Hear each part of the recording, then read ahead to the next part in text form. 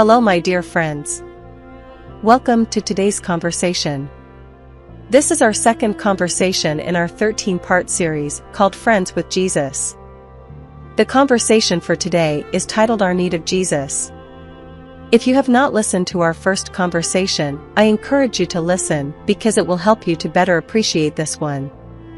You will also want to like and share this conversation as well as subscribing to our channel. Let's get started. Man was originally endowed with noble powers and a well-balanced mind. He was perfect in his being and in harmony with God. His thoughts were pure, his aims holy.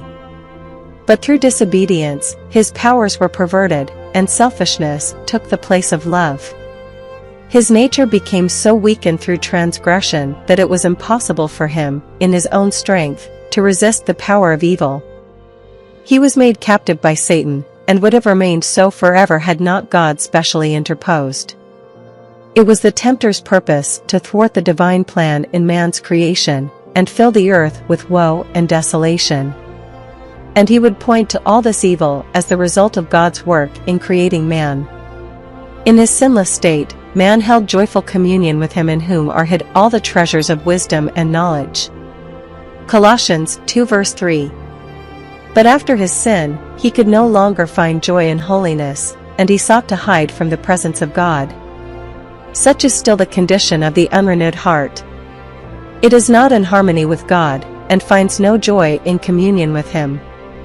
The sinner could not be happy in God's presence, he would shrink from the companionship of holy beings. Could he be permitted to enter heaven, it would have no joy for him. The spirit of unselfish love that reigns there, every heart responding to the heart of infinite love, would touch no answering chord in his soul. His thoughts, his interests, his motives, would be alien to those that actuate the sinless dwellers there. He would be a discordant note in the melody of heaven. Heaven would be to him a place of torture, he would long to be hidden from him who is its light, and the center of its joy. It is no arbitrary decree on the part of God that excludes the wicked from heaven, they are shut out by their own unfitness for its companionship. The glory of God would be to them a consuming fire. They would welcome destruction, that they might be hidden from the face of Him who died to redeem them. It is impossible for us, of ourselves, to escape from the pit of sin in which we are sunken. Our hearts are evil, and we cannot change them. Who can bring a clean thing out of an unclean? Not one. The carnal mind is enmity against God, for it is not subject to the law of God, neither indeed can be. Job 14 verse 4 and Romans 8 verse 7. Education, culture, the exercise of the will, human effort, all have their proper sphere, but here they are powerless. They may produce an outward correctness of behavior, but they cannot change the heart, they cannot purify the springs of life.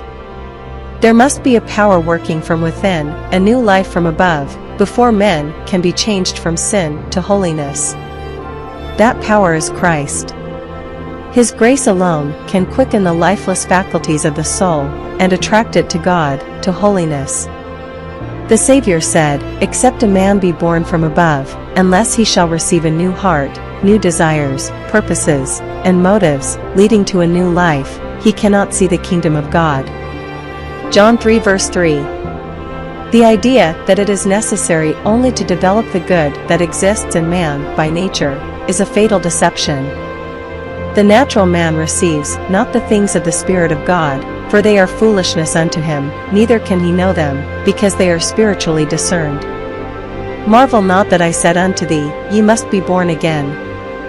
1 Corinthians 2 verse 14 and John 3 verse 7. Of Christ it is written, In him was life, and the life was the light of men, the only name under heaven given among men, whereby we must be saved. John 1 verse 4 and Acts 4 verse 12. It is not enough to perceive the loving kindness of God, to see the benevolence, the fatherly tenderness, of His character. It is not enough to discern the wisdom and justice of His law, to see that it is founded upon the eternal principle of love. Paul the Apostle saw all this when he exclaimed, I consent unto the law that it is good. The law is holy, and the commandment holy, and just, and good. But he added, in the bitterness of his soul anguish and despair, I am carnal, sold under sin. Romans 7 verses 16 and 14. He longed for the purity, the righteousness, to which in himself he was powerless to attain, and cried out, O wretched man that I am! Who shall deliver me from this body of death? Romans 7 verse 24. Such is the cry that has gone up from burdened hearts in all lands and in all ages. To all, there is but one answer, Behold the Lamb of God, which taketh away the sin of the world. John 1 verse 29.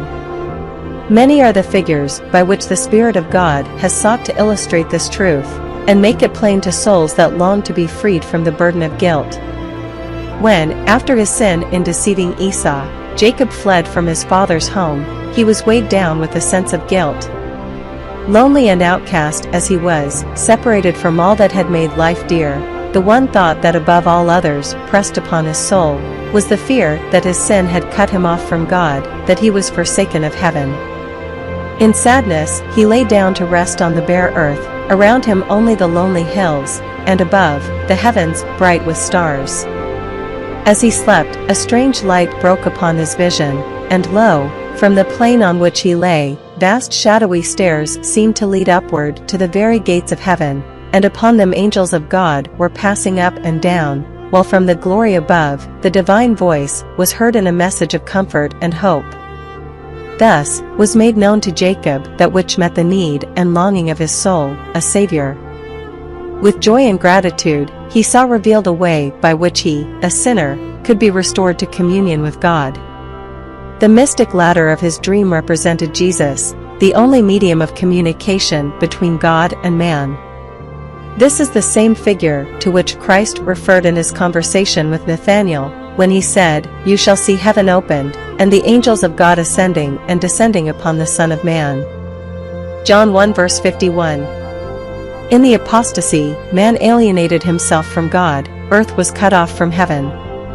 Across the gulf that lay between, there could be no communion. But through Christ, earth is again linked with heaven. With his own merits, Christ has bridged the gulf which sin had made, so that the ministering angels can hold communion with man. Christ connects fallen man in his weakness and helplessness with the source of infinite power. But in vain are men's dreams of progress, in vain all efforts for the uplifting of humanity, if they neglect the one source of hope and help for the fallen race. Every good gift and every perfect gift is from God. There is no true excellence of character apart from him. And the only way to God is Christ. He says, I am the way, the truth, and the life, no man cometh unto the Father, but by me. John 14 verse 6. The heart of God yearns over his earthly children with a love stronger than death. In giving up his Son, he has poured out to us all heaven in one gift. The Savior's life and death and intercession, the ministry of angels, the pleading of the Spirit, the Father working above and through all, the unceasing interest of heavenly beings, all are enlisted in behalf of man's redemption. Oh, let us contemplate the amazing sacrifice that has been made for us. Let us try to appreciate the labor and energy that heaven is expending to reclaim the lost, and bring them back to the Father's house. Motives stronger, and agencies more powerful, could never be brought into operation, the exceeding rewards for right doing, the enjoyment of heaven, the society of the angels, the communion and love of God and his Son, the elevation and extension of all our powers throughout eternal ages. Are these not mighty incentives and encouragements to urge us to give the heart's loving service to our Creator and Redeemer? And, on the other hand, the judgments of God pronounced against sin, the inevitable retribution, the degradation of our character, and the final destruction, are presented in God's word to warn us against the service of Satan. Shall we not regard the mercy of God? What more could he do? Let us place ourselves in right relation to him who has loved us with amazing love. Let us avail ourselves of the means provided for us that we may be transformed into his likeness, and be restored to fellowship with the ministering angels, to harmony and communion with the Father and the Son. I trust very well that this conversation has been a great blessing. God bless you for your time. We will meet soon for our third conversation.